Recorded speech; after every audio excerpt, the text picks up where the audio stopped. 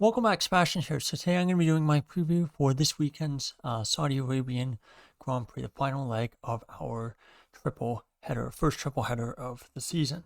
So first, taking a look at our track, the Jeddah Corniche circuit, 27 corners, street circuit, very, very, dangerous, I would say. Very, very high stakes as well, given the proximity of the walls. And I think one that does, despite the fact that it's a street circuit, somewhat narrow, does actually provide some decent racing because there are a couple places where you can overtake. So I think over the whole lap, 3 DRS zones total, one from the final corner to turn 1, one from turn 25 to turn 27, and then the final one kind of in the middle of sector 2, even though that's not really a straight. In terms of overtaking zones, best spot to make an overtake are turn 1 and the final corner. I guess you could also overtake at the turn, I believe, turn 13 hairpin. So again, those are decent chances to overtake. In terms of particularly tricky corners, I wanted to highlight basically, where is it? Turn 22, turns 23. This is the really high speed right left chicane entering sector 3. This is where Stroll crashed last year, and I believe Mick Schumacher crashed the first year here in 2021 in free practice. He of course crashed later during the Grand Prix itself, but I believe in free practice he crashed at that chicane. So again, it is a pretty tricky corner, very, very high speed. So again, if you crash there, pretty high likelihood that you're going to completely destroy the car. Now, taking a look at some circuit stats, this is the Jeddah Corniche circuit is 6.174 kilometers, and we expect it to have 50 laps on Sunday. Race lap record still from the inaugural Grand Prix of 1:37:34 set by Lewis Hamilton in 2021. In terms of the fast average speed of that lap, 245 kilometers an hour, which ranks second of the 24 tracks on the calendar, so second fastest average speed on the entire F1 calendar. In terms of downforce rating, my calculation is that it's very, very low, 0.09, so not quite Monza level, but pretty close to that. Although that being said, teams may opt for a little bit more downforce just to protect the tires, and especially on the front to try to get a little bit more front downforce. In terms of full throttle, 79% of the lap, so again quite high. And like I alluded to before, the corner tendency is towards fast corners. A lot of fast corners. So having that front end grip to be able to turn into corners, change direction will be very, very important. But also being able to carry that speed through the corner, so having a bit of rear downforce is also going to be pretty important. So aero efficiency is going to be quite key here. And unlike last week where it was a rear limited circuit, I would say Saudi Arabia is a pretty firmly a front limited circuit. But unlike Bahrain where the surface is very abrasive, tire degradation is very high. Saudi Arabia tire degradation should be pretty low. Although that being said, looks like temperatures are going to be pretty high this weekend, so you might have quite a bit of thermal tire degradation. Now, in terms of pole conversion rate, we've only had 4 races here, and 3 of them have been won by pole. So pole conversion rate is pretty important. And given that all 4 of our first races of the 2025 season have been won by pole, I would say qualifying is probably going to be pretty important this weekend. Now, for the rookie qualifying percentage is 33%, but it is a pretty small sample size. I believe it's only 3 drivers in that group. And so that ranks 13th out of the 24 tracks on the calendar. So again, kind of middle of the pack. Safety car probability, 100%. We've had a safety car every single year, so highly likely that we'll have one again this year. And like I said before, first race was in 2021, so this is one of the newest tracks on the F1 calendar. Now, the tires for this weekend, soft C5, medium C4, and hard C3. This is a step softer compared to last year, so it will be interesting to see how this will affect tire strategy. I would still expect one-stop strategy simply because dirty air is so bad. Teams are going to want to make sure that they don't, basically get caught out, try to do a 2-stop strategy, and are forced to try to overtake a bunch of cars on track, which they're unable to do so because, like I said, dirty air has been a pretty big problem this year.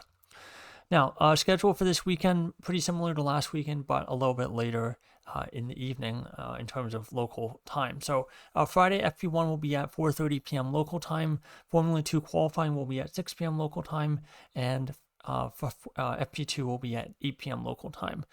Temperature for the FP2 session will be 28 degrees and mostly clear. For Saturday, FP3 same time as FP1, 4:30 p.m. local time.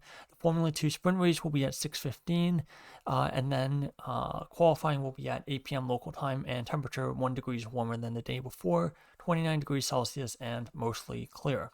Now for Sunday, Formula 2 feature race will be at 4:25 in the afternoon, with the Grand Prix taking place at 8 p.m.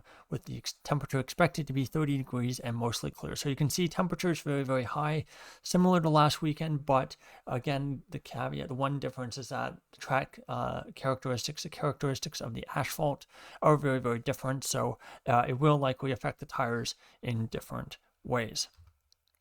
Now, taking a look back at last year's race, it was won by Max Verstappen of Red Bull 1-2, with Charles Leclerc in third.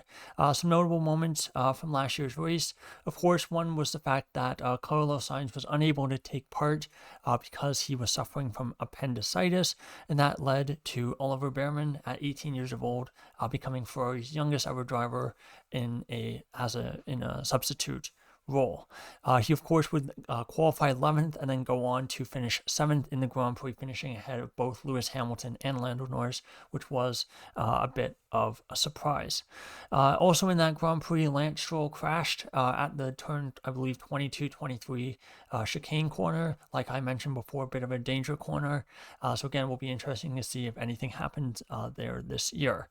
Also, the other big notable moment from the race was the fact that Kevin Magnussen picked up 20 seconds in penalties, one for overtaking off track and another for basically forcing another driver off track. And this basically somehow benefited Haas, because they had the brilliant idea, and I don't say that sarcastically, they had the brilliant idea of basically having Magnussen, because this race was ruined by these penalties, basically hold up the cars behind him, and it allowed them to basically pit Hülkenberg right in front of Magnussen, which allowed Hülkenberg to get some very crucial points for the Haas team. And then afterwards, Magnussen turned out to be the last driver to be on the lead lap. So even though last or second last driver to be on the lead lap. So even though he had 20 seconds of penalties, he only lost one position. So all in all, it was a pretty interesting strategy, one that I think the FIA would prefer teams didn't do, but nonetheless, it was kind of interesting to see that play out. Now, in terms of best qualifiers, normally I would only do the top 3 here, but we do have 4 drivers who have out-qualified their teammates every year that they've raced at this or qualified at this track. So I decided to include all 4 of them. So number 1, Esteban Ocon, 57% above his career qualifying app percentage. So yeah, plus 57% with a median gap of 0.179 seconds in his favor.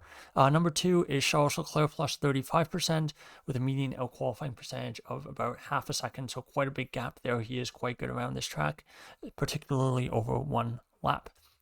Number 3, Alex Albon, plus 33% with a median out qualifying gap of a whopping 0.872 seconds in his favor. But I should give the caveat that a lot of that is down to the fact that he's only had 2 qualifying runs where his teammate has actually set a time. Sargent didn't set a time in 2023. So again, very, very small sample size there. And number 4 is George Russell, plus 26% and with a median qualifying gap of 3.309 tenths of a second. Now, in terms of worst qualifiers, a couple of surprises here. Carlos Sainz, the worst compared to his average, a negative 46%. He has never out-qualified a teammate around this track, unfortunately for him. But again, he's been a teammate for Leclerc, with Leclerc for all 3 races that he's done. So again, it will be interesting to see him with a new teammate. But unfortunately for him, his teammate is also on the best side of this list. In terms of median gap, 0.344 seconds against him. Number 2, Lewis Hamilton, negative 38%, plus positive 0.255 seconds. Against him is his median qualifying gap. And then number 3 is Pierre Gasly, negative 30%, with a median qualifying gap of 4 thousandths of a second against him. So again, not too far off there. Now, in terms of quality model predictions, the 10 drivers who are predicted to outqualify their teammates this weekend are Piastri, Leclerc, Verstappen, Russell, Alonso, Gasly, Ocon, Lawson, Albon, and Bortoletto. Interesting to see Bortoletto on the positive, but it is only 7 thousandths of a second, so very, very small margins there. Again, also interesting to see Piastri ahead of Norris, and I think in terms of the other ones, I think most of those are who you would expect. Although that being said, I think for Lawson and Hadjar, the data has been very, very quickly shifting in Hadjar's favor, and so I wouldn't be surprised if that continued over the coming races. Now, for some predictions for this weekend, I think pretty easy to predict a McLaren 1-2, just given that their dominance so far and given that reliability has been so strong this season. Given that Oscar Piastri has generally been the stronger of the two, he's also been better at the front limited circuits. I'm going to predict him for back-to-back wins for the first time in his career. Number 2, I'm going to go with Norris. I think even if he has a bit of a tough weekend, the pace of the McLaren means that he should still be able to finish second. And again, look at last weekend's result. He finished third, very, very close to second, despite all of the issues he had in that race, most of them self-inflicted. And now for number 3, I've gone with Verstappen in the podium every single race this season. With the really high temperatures that are predicted for this weekend, I'm not sure how Verstappen's going to do. He has a good but not great record at this track. Again, front limited track, he usually does pretty well at those. But because of the high temperatures and with a bit of that uncertainty there of over what Red Bull are going to do, I'm going to predict George Russell to round out the podium in third. I would love to predict one of the Ferraris getting their first podiums of the season, but I don't think that's entirely realistic. I do think the Mercedes are a step ahead of the Ferraris, on average. And I think Russell's been on a great run of form to start the season. So that is my prediction for the 2025 Saudi Arabian Grand Prix. So McLaren 1-2 with Russell rounding out the podium in third. So there you go. There's my preview for this weekend's Grand Prix. Thank you so much for watching, and goodbye.